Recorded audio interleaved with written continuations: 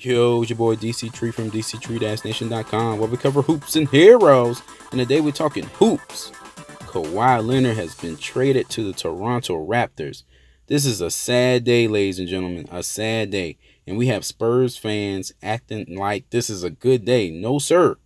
DeMar DeRozan could easily end up being Richard Jefferson 2.0. Easily. So hold your horses. But before I jump into my points, if you like my content, please subscribe to the channel. Okay, hear me out on this one. Usually in the Spurs system, slashers and volume scorers struggle with Greg Popovich. You know, he wants to move the ball. He wants things to pop. He's not going to give you a whole lot of shots. You got to be efficient. And that would hurt Richard Jefferson back in the day. He wasn't as efficient as he should have been. And he became average. He became an average player.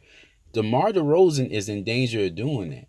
Why do you think he struggles in the playoffs every year with Toronto? It's because defenses get stronger, teams get better, and all of a sudden you are exposed. Now the Spurs got to make that work. To me, they were better off going with the Lakers, package that they had maybe about a month ago of Ingram and Kuzma, or a combination of the two with a pick, instead of going with this trade. You give up a top 2 player, top 5 player minimum for DeMar DeRozan, essentially, and a protected pick and some center we don't even know who he is. The Spurs, man, they lost in this trade. And I understand trying to get over drama and trying to move on. But at the end of the day, isn't the mission to beat the Golden State Warriors?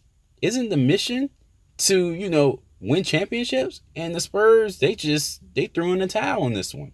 And then this idea that Kawhi Leonard is hurt by playing a year in Toronto. Oh, have fun in Canada, Kawhi. Guys, are you serious? A year is nothing. Kawhi was going to be the cornerstone for the Spurs for the next 10 years. Now Kawhi is going to spend a year in Toronto, go play for the Lakers, and kick our butts for 7 years anyway. Jesus, guys. Jesus. To be fair, though, they did replace Kawhi's 26 points per game with DeMar's 23 points per game, which isn't bad on paper. But can he replicate that same production in the Spurs system? That remains to be seen. But if you look at the trade as a whole, it's very stagnant. And that's my issue with it. They only get one protected first rounder. They don't get really any young talent in the mix because DeMar DeRozan has peaked. And at his peak, he's not really going to put the Spurs over the top. He's not a defensive player like Kawhi was. He could bring some more scoring, but he's not taking the Spurs automatically to the promised land.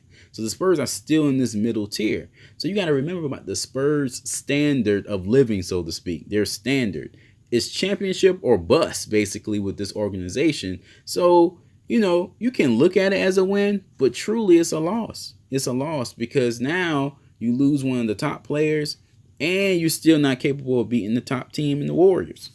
Also, the Spurs got to worry about this guy's contract, man. He's due over $80 million for the next 3 years. Toronto made out like a bandit. Now, even if Kawhi leaves, they drop basically an overpriced contract in the process. Well, only time will tell on whether this thing is going to work for either side. I honestly think Kawhi is going to struggle a bit and the Spurs are going to struggle. They need each other, but only time will tell. All right, guys, for more information on hoops, please check us out at the main page, Dctree-Nation.com. Like us on Facebook. And don't forget to hit that subscribe button. Thanks for watching. Peace.